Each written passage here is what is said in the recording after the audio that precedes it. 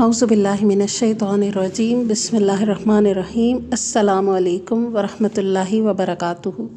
سورۃ القصص میں آج ہم حضرت موسیٰ علیہ السلام کا واقعہ اور ان کی خوبصورت دعا پڑھیں گے۔ بسم اللہ الرحمن الرحیم۔ طاسیم تلک آیات الکتاب المبین۔ طاسیم یہ روشن کتاب کی آیتیں ہیں۔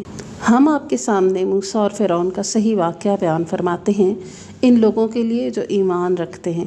یقیناً فرعون نے زمین میں سرکشی کر رکھی تھی اور وہاں کے لوگوں کو گروہ گروہ بنا رکھا تھا اور ان میں سے ایک فرقے کو کمزور کر رکھا تھا اور ان کے لڑکوں کو تو ذبح کر ڈالتا اور ان کی لڑکیوں کو زندہ چھوڑ دیتا تھا۔ بے شک وہ تھا ہی مفسدوں میں سے۔ اور یہ جو گروہ گروہ اس نے کر رکھا تھا، اصل میں یہ تھا کہ ان کے ذمے اس نے مختلف کام لگائے ہوتے تھے، جو ان سے عمارتیں تعمیر کرواتا اور مختلف طرح کی خدمات لیتا۔ اور بنی اسرائیل جو اس وقت کی افضل ترین قوم تھی، ان کو آزمائش میں اس نے مبتلا کر رکھا تھا اور اپنا غلام بنایا ہوا تھا اور ان سے بہت مشقت کرواتا۔ اور ان کی لڑکوں کو کیوں مروا دیتا تھا؟ اس کی وجہ یہ ہے کہ فرعون نے ایک خواب دیکھا جس کی تعبیر معبرین نے یہ کی کہ بنی اسرائیل میں پیدا ہونے والے ایک بچے کے ہاتھوں فرعون کی ہلاکت اور سلطنت کا خاتمہ ہوگا، جس کا حل اس نے یہ نکالا کہ ہر پیدا ہونے والا بچہ قتل کر دیا جائے، اسرائیلی بچہ۔ حالانکہ اس احمق نے یہ نہ سوچا کہ اگر خواب کی یہی تعبیر ہے تو ایسا یقیناً ہوگا، چاہے وہ مرواتا رہے، اور اگر خواب کی یہ تعبیر نہیں ہے تو قتل کروانے کی ضرورت ہی نہیں۔ بعض کہتے ہیں کہ حضرت ابراہیم علیہ السلام کی طرف سے یہ خوشخبری منتقل ہوتی چلی آ رہی تھی کہ ان کی نسل سے ایک بچہ ہوگا جس کے ہاتھوں سلطنت مصر کی تباہی ہوگی۔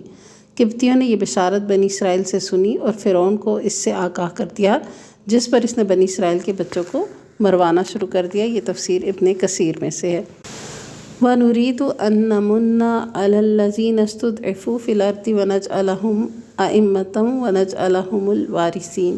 پھر ہماری چاہت ہوئی، ہم نے یہ چاہا کہ ہم ان پر کرم فرمائیں جنہیں زمین میں بے حد کمزور بنا دیا گیا تھا، یعنی بنی اسرائیل، اور ہم انہی کو پیشوا اور زمین کا وارث بنائیں، اور یہ بھی کہ ہم انہیں زمین میں قدرت اور اختیار دیں اور فرعون اور حامان اور ان کے لشکروں کو وہ دکھائیں جس سے وہ ڈر رہے ہیں۔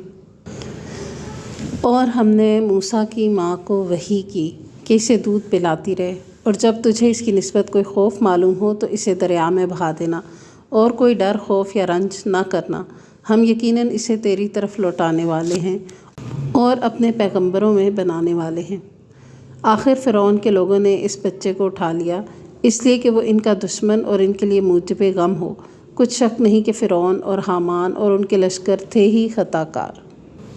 اب کیا ہوا کہ انہوں نے اٹھا تو لیا، پھر آگے وقالت امرأۃ فرعون قرۃ عین لی ولک لا تقتلوہ عسیٰ ان ینفعنا او نتخذہ ولدا وہم لا یشعرون۔ اور فرعون کی بیوی نے کہا، یہ تو میری اور تیری آنکھوں کی ٹھنڈک ہے، اسے قتل نہ کرو، بہت ممکن ہے کہ یہ ہمیں کوئی فائدہ پہنچائے یا ہم اسے اپنا ہی بیٹا بنا لیں۔ اور یہ لوگ شعور ہی نہ رکھتے تھے۔ موسیٰ کی والدہ کا دل بے قرار ہو گیا، قریب تھی کہ اس واقعہ کو بالکل ظاہر کر دیتی اگر ہم ان کے دل کو ڈھارس نہ دے دیتے، یہ اس لیے کہ وہ یقین کرنے والوں میں رہے۔ یہاں اس سے مراد یہ ہے کہ موسیٰ علیہ السلام کی والدہ جب اس بچے کو دریا میں چھوڑ آئیں تو اب ان کا دل ہر فکر سے فارغ ہو کر صرف ایک ہی فکر رہ گئی، اور وہ موسیٰ علیہ السلام کی فکر تھی، اور اتنی بے قراری تھی۔ لیکن اللہ تعالیٰ نے ان کی اس بے قراری کو کنٹرول کیا، ورنہ یہ معاملہ ظاہر ہو جاتا کہ یہ اس ماں کا بچہ ہے۔ موسیٰ کی والدہ نے اس کی بہن یعنی موسیٰ علیہ السلام کی بہن، جن کا نام مریم بنت عمران ہی آتا ہے، جیسا کہ حضرت عیسیٰ علیہ السلام کی والدہ کا نام مریم بنت عمران آتا ہے، تو انہوں نے موسیٰ علیہ السلام کی والدہ نے موسیٰ علیہ السلام کی بہن سے کہا کہ تو اس کے پیچھے پیچھے جا، تو وہ اسے دور سے دیکھتی رہی اور فرعونیوں کو اس کا علم نہ ہوا۔ ان کے پہنچنے سے پہلے ہم نے موسیٰ پر دائیوں کا دودھ حرام کر دیا تھا۔ یہ کہنے لگیں کہ کیا میں تمہیں ایسا گھرانہ بتاؤں جو اس بچے کی تمہارے لیے پرورش کرے اور ہوں بھی وہ اس بچے کے خیر خواہ۔ بس ہم نے اسے اس کی ماں کی طرف پہنچا دیا تاکہ اس کی آنکھیں ٹھنڈی رہیں اور آزردہ خاطر نہ ہو اور جان لے کہ اللہ کا وعدہ سچا ہے، لیکن اکثر لوگ نہیں جانتے۔ اب ہوا یہ کہ وہ بچہ کسی اور کا دودھ پی نہیں رہا تھا۔ اس بچی نے کہا کہ میں ایک گھرانے کو جانتی ہوں جو بڑے اچھے لوگ ہیں، تو آپ اگر ان کے پاس لے جائیں تو یہ بچہ وہاں رہ لے گا۔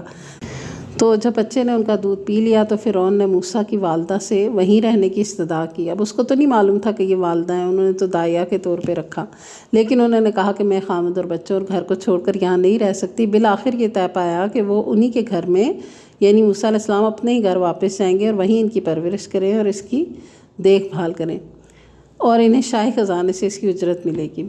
تو یہ اللہ کی قدرت تھی، دودھ اپنے بچے کو پلائیں اور تنخواہ فرعون سے وصول کریں۔ اللہ تعالیٰ نے موسیٰ علیہ السلام کو واپس لوٹانے کا وعدہ بہت ہی احسن طریقے سے قبول کر لیا۔ ایک مرسل روایت میں ہے کہ اس کاریگر کی مثال جو اپنی بنائی ہوئی چیز میں ثواب اور خیر کی نیت بھی رکھتا ہے، موسیٰ علیہ السلام کی ماں کی طرح ہے جو اپنے ہی بچے کو دودھ پلاتی ہے اور اس کی اجرت بھی وصول کرتی ہے۔ سبحان اللہ۔ تو یہ اللہ تعالیٰ نے ان کے حق میں معاملہ کر دیا۔ اور جب موسیٰ علیہ السلام اپنی جوانی کو پہنچے اور پورے توانا ہو گئے تو ہم نے انہیں حکمت اور علم عطا فرمایا۔ نیکی کرنے والوں کو ہم اسی طرح بدلہ دیتے ہیں۔ اور موسیٰ علیہ السلام ایک ایسے وقت شہر میں آئے جب کہ شہر کے لوگ غفلت میں تھے۔ یہاں 2 شخصوں کو لڑتے ہوئے پایا، یہ ایک تو اس کے رفیقوں میں سے تھا اور یہ دوسرا اس کے دشمنوں میں سے، یعنی ایک اس کی قوم میں سے ایک دوسری قوم میں سے۔ اس کی قوم والے نے اس کے خلاف جو اس کے دشمنوں میں سے تھا اس سے فریاد کی، جس پر موسیٰ علیہ السلام نے اس کو مکہ مارا جس سے وہ مر گیا۔ مارنے کی نیت سے نہیں مارا تھا، بٹ مارا اور وہ مر گیا۔ موسیٰ علیہ السلام کہنے لگے یہ تو شیطانی کام ہے، یقیناً شیطان دشمن اور کھلے طور پر بہکانے والا ہے۔ یعنی وہ اس کے مرنے پر فوراً ہی حضرت موسیٰ علیہ السلام کو احساس ہو گیا کہ یہ بہت بڑی غلطی ہو گئی، اور حضرت موسیٰ علیہ السلام کا مقصد ہرگز اس کو مارنا نہیں تھا۔ تو فوراً پکارا، قال ربی انی ظلمت نفسی فاغفر لی فغفر لہ انہ هو الغفور الرحیم۔ پھر کہنے لگے کہ اے میرے پروردگار، میں نے خود اپنے اوپر ظلم کیا، تو مجھے معاف کر دے۔ اللہ نے اسے بخش دیا، وہ بخشش اور بہت مہربانی کرنے والا ہے۔ یعنی ایک تو غلطی انہوں نے جان کے نہیں کی تھی اور اوپر سے فوراً ہی انہوں نے استغفار بھی کی، توبہ بھی کی، تو اللہ نے قبول کی۔